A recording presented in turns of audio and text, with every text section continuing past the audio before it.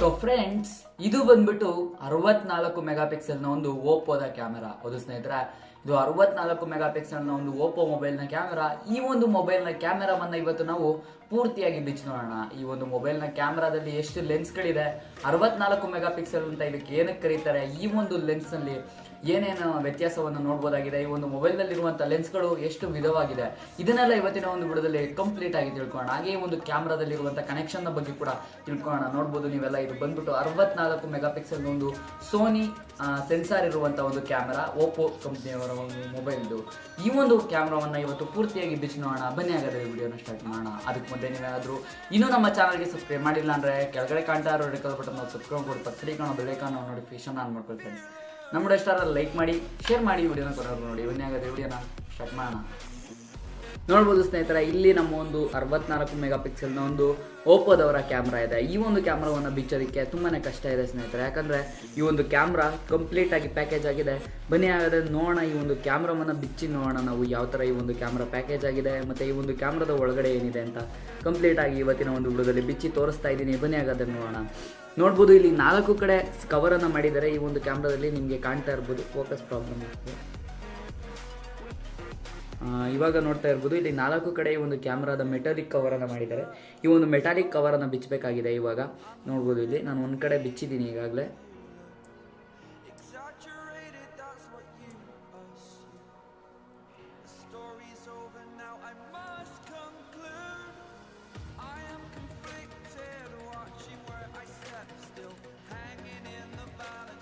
ನೋಡ್ಬೋದು ಸ್ನೇಹಿತರೆ, ಈಗ ಒಂದು ಕವರ್ನ ತೆಗೆದಿದ್ದೀನಿ. ಇಲ್ಲಿ ಹಿಂದೆಗಡೆ ಏನೋ ಸರ್ಕ್ಯೂಟ್ ಬೋರ್ಡ್ ತರ ಕಾಣ್ತಾ ಇದೆ, ನಿಮ್ಗೆಲ್ಲರಿಗೂ ಕಾಣಿಸ್ತಾ ಇರ್ಬೋದು. ಈ ಕ್ಯಾಮ್ರಾದ ಒಂದು ಹಿಂದೆಗಡೆ ಏನೋ ಹಿಂದೆ ಸ್ವಲ್ಪ ಒಂದು ಸರ್ಕ್ಯೂಟ್ ಬೋರ್ಡ್ ತರ ಕಾಣಿಸ್ತಾ ಇದೆ. ಇದು ಮೋಸ್ಟ್ಲಿ ಸರ್ಕ್ಯೂಟ್ ಅಂದರೆ ಈ ಒಂದು ಪ್ಲಗ್ಗಿಗೆ ಕನೆಕ್ಟ್ ಆಗಿರುವಂಥ ಸರ್ಕ್ಯೂಟ್ ಅನ್ಕೊತೀನಿ. ಬನ್ನಿ ಹಾಗಾದ್ರೆ ನೋಡೋಣ. ಈ ಒಂದು ಕ್ಯಾಮ್ರಾವನ್ನು ಕಂಪ್ಲೀಟ್ ಆಗಿ ಬಿಚ್ಚಿ ನೋಡೋಣ. ಬಿಚ್ಚೋದಕ್ಕೆ ನನ್ನ ಹತ್ರ ಕೆಲವೊಂದು ಟೂಲ್ಗಳಿದೆ. ಈ ಒಂದು ಟೂಲ್ಗಳಿಂದ ಈ ಒಂದು ಟೂಲ್ಗಳ ಸಹಾಯದಿಂದ ಈ ಒಂದು ಕ್ಯಾಮ್ರಾವನ್ನು ಬಿಚ್ಚಿ ನೋಡೋಣ.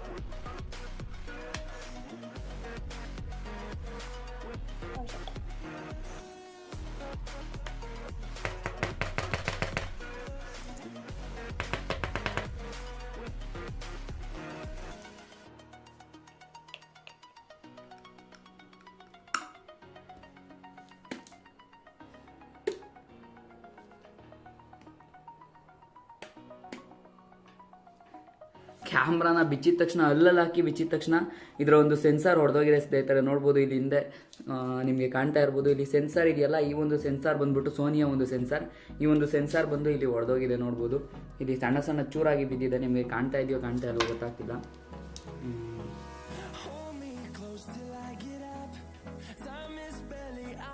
ನೋಡ್ಬೋದು ಸ್ನೇಹಿತರೆ, ಈ ಒಂದು ಚೂರು ಏನಿದೆಯಲ್ಲ, ಈ ಒಂದು ಚೂರು ಸಣ್ಣ ಸಣ್ಣ ಚೂರಾಗಿ ಮಾಡಿ ಬಿದ್ದಿದೆ. ಇದರ ಒಂದು ಸೆನ್ಸಾರ್ ಬಂದು ಹೊಡೆದೋಗಿದೆ. ನಂತರ ಈ ಒಂದು ಕ್ಯಾಮ್ರಾದಲ್ಲಿ ಎಷ್ಟು ಟೈಪ್ ಆಫ್ ಲೆನ್ಸ್ ಅನ್ನು ಹಾಕಿದ್ದಾರೆ ಅಂತ ನೋಡೋಣ.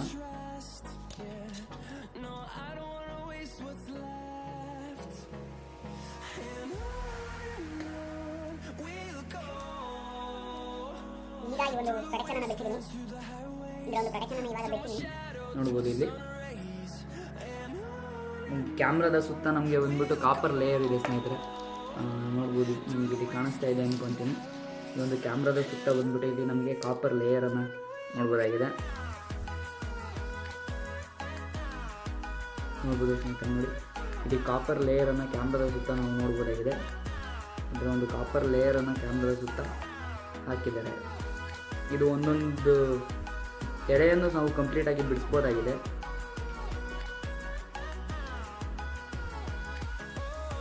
ಸ್ನೇಹಿತರೆ, ಇದು ಒಂದೊಂದು ಎಡೆಯನ್ನು ಕೂಡ ಕಂಪ್ಲೀಟ್ ಆಗಿ ಬಿಡಿಸ್ಬೋದಾಗಿದೆ. ಏನಕ್ಕೆ ಒಂದು ಕಾಪರ್ ಲೇಯರ್ ಅನ್ನು ಹಾಕಿದ್ದಾರೆ ಅಂತ ನನಗಂತೂ ವಿವರಣೆ ಗೊತ್ತಿಲ್ಲ. ಬನ್ನಿ ಹಾಗಾದ್ರೆ ನೋಡೋಣ ಇದರಲ್ಲಿ ಹಾಕಿರುವಂಥ ಲೆನ್ಸ್ಗಳು ಯಾವ್ದು ಅಂತ.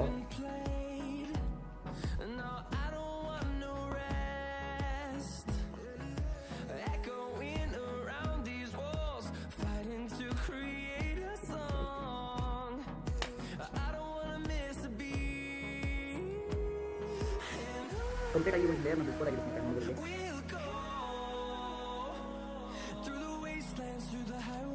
ನಂತರ ಇದರಲ್ಲಿರುವಂಥ ಒಂದು ಕ್ಯಾಮ್ರಾ ಲೆನ್ಸನ್ನು ಹಾಕಿದ್ರೆ ತುಂಬ ಡೇಂಜರಸ್ ಕೆಲಸ ಸ್ನೇಹಿತರೆ, ಯಾರು ಮನೆಗೆ ಮಾಡಬಹುದು.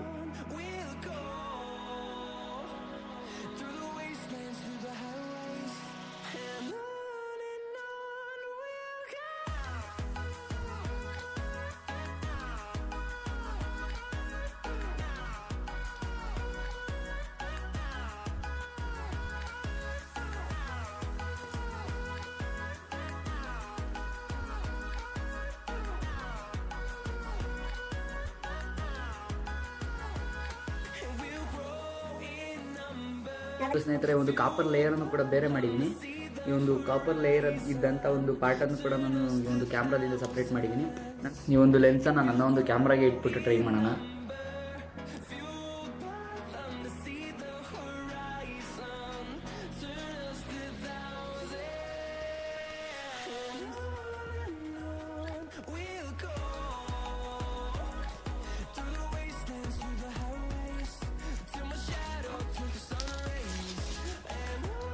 ಒಂದು ನಿಮಿಷ ಸ್ನೇಹಿತರೆ,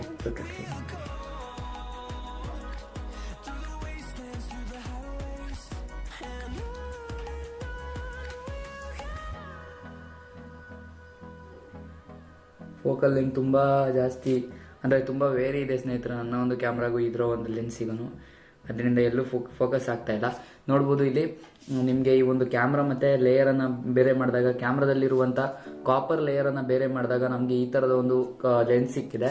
ನಂತರ ಇಲ್ಲಿ ಒಂದು ಮೇಲ್ಗಡೆ ಇದ್ದಂಥ ಶೀಲ್ಡ್ ಸಿಕ್ಕಿದೆ. ನೋಡ್ಬೋದು ಈ ಒಂದು ಶೀಲ್ಡನ್ನು ಕೂಡ ನಾನು ಬೇರೆ ಮಾಡಿದ್ದೀನಿ.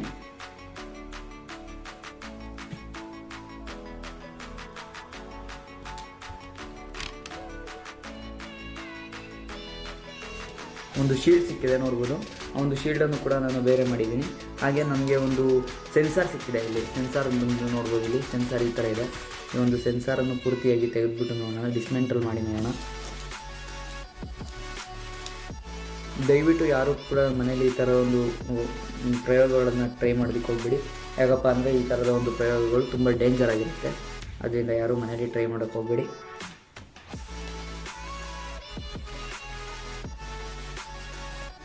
ಸೆನ್ಸಾರ್ ನಾನು ಆಗಲೇ ಹೊಡೆದಾಗ್ದೆ ಅಂತ ಹೇಳಿಲ್ಲ, ಅದು ಬಂದುಬಿಟ್ಟು ಸೆನ್ಸಾರ್ನ ಮುಂದೆ ಇದ್ದಂಥ ಒಂದು ಗ್ಲಾಸ್ನ ಲೇಯರನ್ನು ನಾನು ಆವಾಗಲೇ ಹೊಡೆದಾಕಿರೋದು.